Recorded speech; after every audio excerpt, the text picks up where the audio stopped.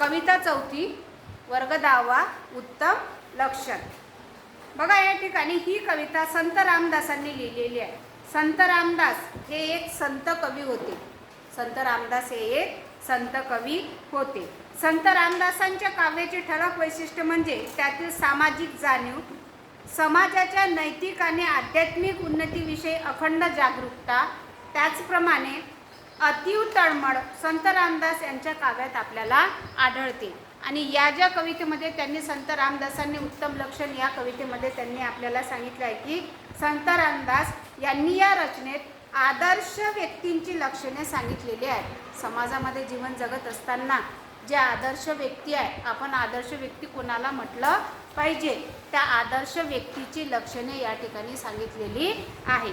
ते म्हणतात की आदर्शत्वाची संकल्पना स्पष्ट करताना त्यांनी काय करावे आणि काय करू नये याबाबत मार्गदर्शन या कवितेमध्ये केलेलं आहे. आपण जीवन जगत असताना आपण काय करावं आणि काय करू नये या कवितेमध्ये संत रामदासांनी सांगितलेलं आहे की आपण जेव्हा आपलं जीवन जगतो, कोणताही मनुष्य असो, आपल्याला संसारामध्ये अडीअडचणी लागलेल्या आहे, कधी सुख तर कधी दुःख. पण जीवन जगत असताना आपण संसारामध्ये जीवन जगत असताना आपण कसं जगावं, आपण काय करावं आणि आपण काय करू नये हे याविषयी त्यांनी संसारात जीवन जगत असताना त्याचे लक्षणं आपल्याला या कवितेमध्ये त्यांनी सांगितलेले आहे. ते म्हणतात की याबाबत मार्गदर्शन करत असताना सत्याचा मार्ग स्वीकारावा. ते या कवितेत काय म्हणतात की आपण सत्याचा मार्ग स्वीकारावा, विवेकाने वागावे, कीर्ती वाढवावी असा संदेश या कवितेतून संत रामदासांनी केलेला आहे. ते म्हणतात की आपण विवेकाने वागावे, सत्याने चालावे, आपले आचरण, आपलं वर्तन सत्यतेचं असलं पाहिजे असं संत रामदासांनी या कवितेमध्ये सांगितलेलं आहे. आणि तेच आपल्याला उत्तम लक्षण म्हणून या कवितेमध्ये त्यांनी विशेष केलेलं आहे. बघा सरळ आपण कवितेला सुरुवात करू. श्रोते व्हावे सावधान, आता सांगतो उत्तम गुण. संत रामदास या ठिकाणी म्हणतात की श्रोते व्हावे सावधान, आता सांगतो उत्तम गुण, जेणेकरिता बाणे खुण सर्वज्ञपणाची. ते या कवितेमध्ये म्हणतात की श्रोते आता तुम्ही सावधान व्हा, सजग व्हा. श्रोते म्हणजे कोण? ऐकणारे. श्रोते म्हणजे कोण? ऐकणारे. ते म्हणतात की श्रोते तुम्ही आता सावधान व्हा, सजग व्हा. काय तर आता सांगतो मी उत्तम गुण. तुम्हाला काय सांगतो मी? उत्तम गुण सांगतो.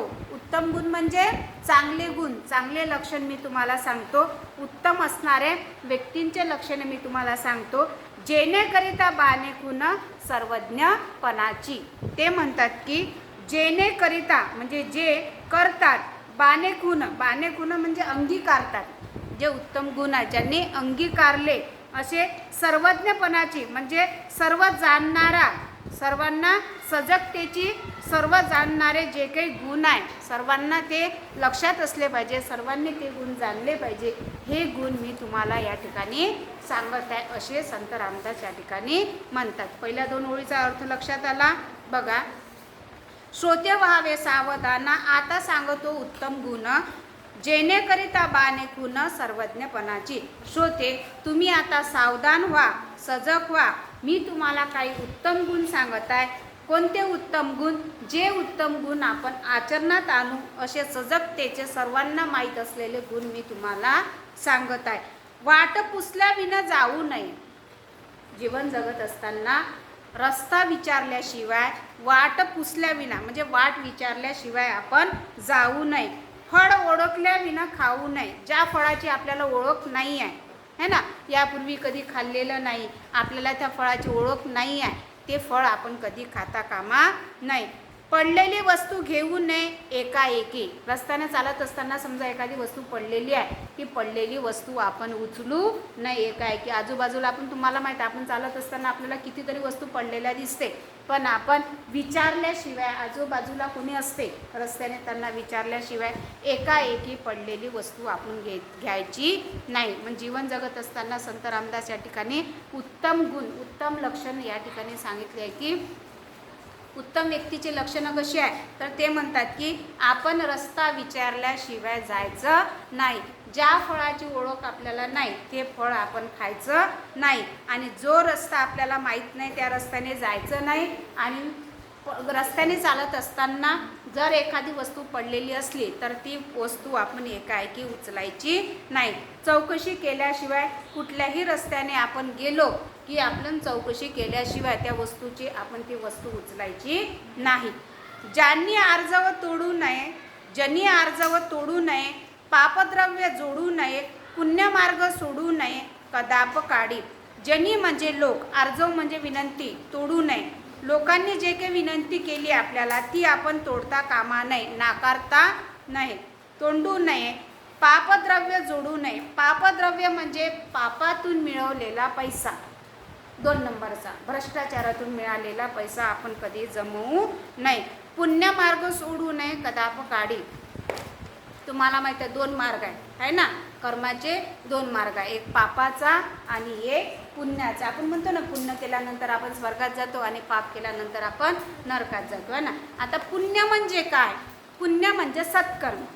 पुण्य म्हणजे सत्कर्म, जे सत्यतेने आपण केले, निष्ठेने सत्यतेने आपण नियतीने जे कर्म केले त्याला आपण पुण्य म्हणतो. आणि भ्रष्टाचारातून जे काही कर्म केले, कोणाला फसवून जर आपण मिळकत मिळवली तर त्याला आपण पाप म्हणतो. म्हणून या ठिकाणी म्हटलं आहे की ज्यांनी आर्जव तोडू नये, पापद्रव्य जोडू नये आणि पुण्यमार्ग सोडू नये, कदाप काढी. जे मार्ग पुण्याचा मार्ग आहे तो पुण्याचा मार्ग कधीही सोडायचा नाही, आणि पापातून मिळवलेला पैसा कधीही आपण साठवायचा नाही, असं या ठिकाणी संत रामदासांनी सांगितलं. कदाप काढी म्हणजे कधीच नाही, असं या ठिकाणी संत रामदासांनी सांगितलेलं आहे. तोंडाडासी भांडू नये, वाचाडासी तंटू नये, सत्संग खंडू नये, अंतर्यामी. तोंडाडासी भांडू नये. तोंडाडासी म्हणजे तुम्हाला माहिती आहे काही काही समाजात व्यक्ती भांडकुदळ असतात, विनाकारण त्यांना भांडाची सवय असते, अशा व्यक्तीच्या मागे आपण लागता कामा नाही. म्हणून तोंडाडाशी म्हणजे या ठिकाणी ते म्हणतात की भांडखोर व्यक्ती जे असतात, ज्यांना भांडण करायची सवय असते, त्या व्यक्तीच्या मागे आपण लागता कामा नाही. वाचाडासी तंटू नये. वाचाडाशी म्हणजे जो बोलणारा, सतत जो बोलतो, विचारपूर्वक माणसांनी बोललं पाहिजे है ना. म्हणूनच आपल्याला 2 डोळे पाहायला दिले, 2 कान ऐकायला दिले, आणि बोलायला आपल्याला एकच तोंड दिलं, एकच जीभ दिली. का बरं? कारण आपण बोलावं कमी आणि ऐकावं जास्त, पाहावं जास्त.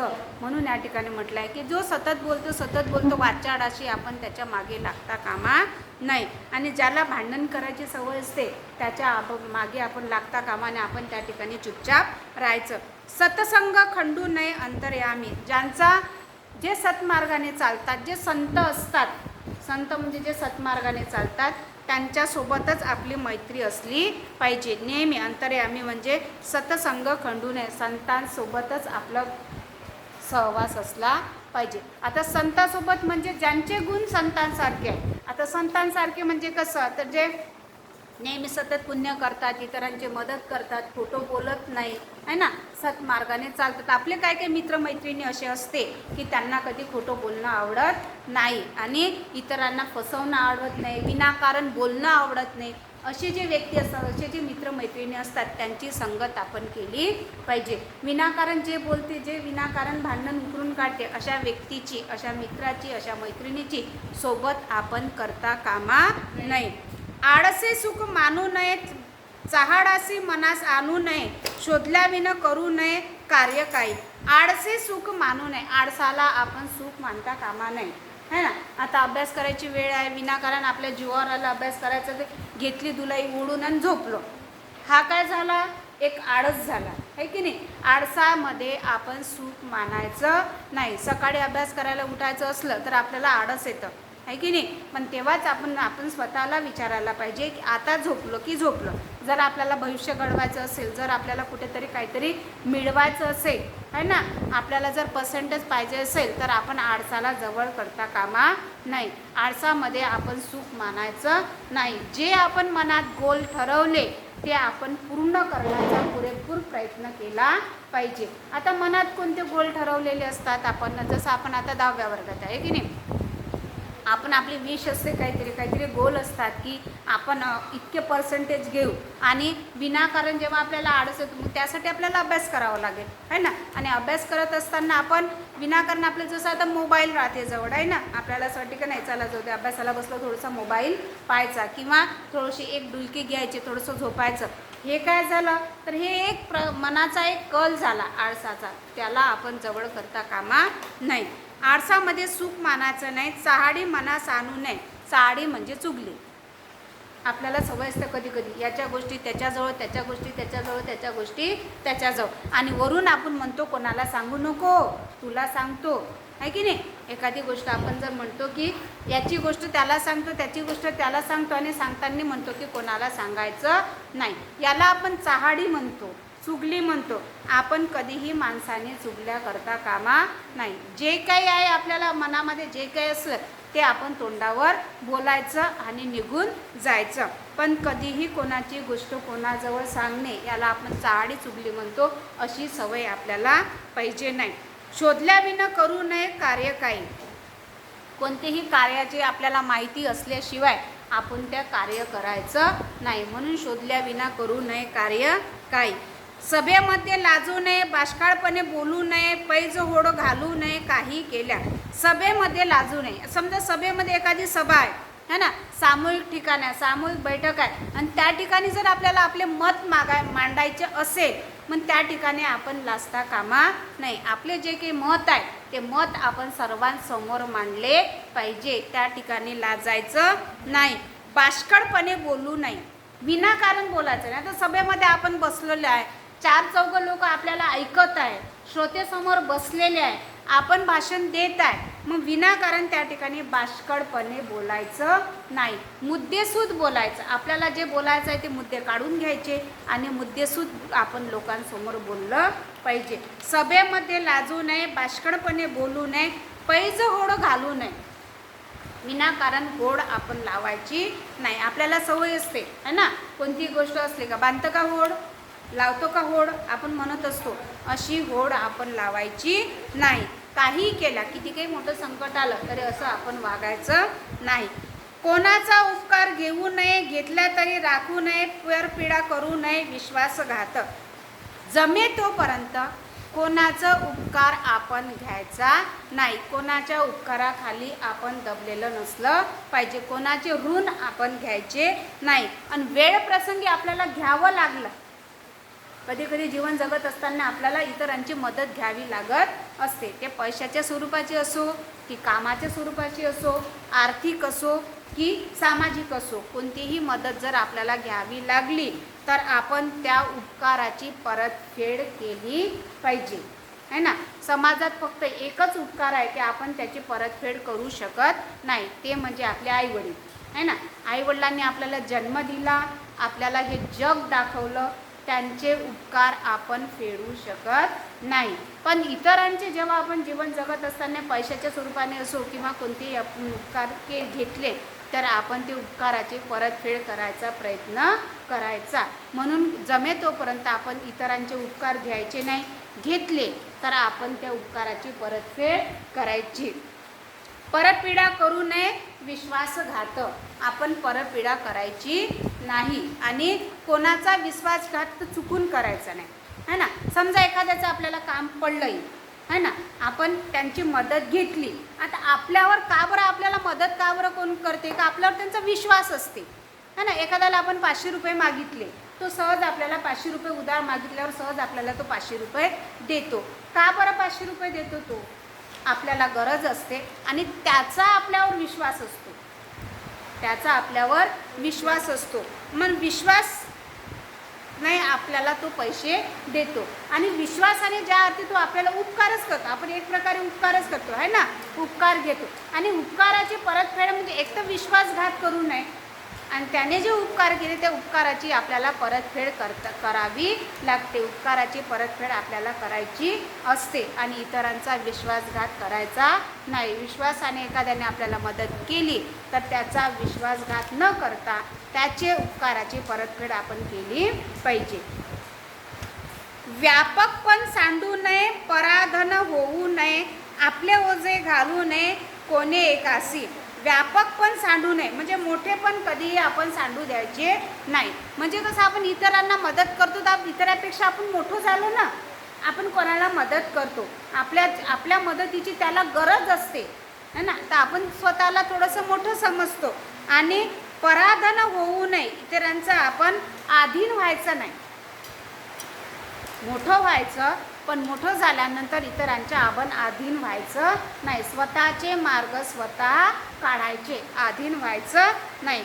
आपले ओझे घालू नये कोणी एकासी, कोणावरही आपले ओझं लादायचं नाही.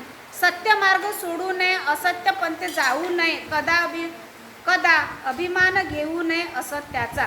सत्य मार्ग कधीही सोडायचा नाही.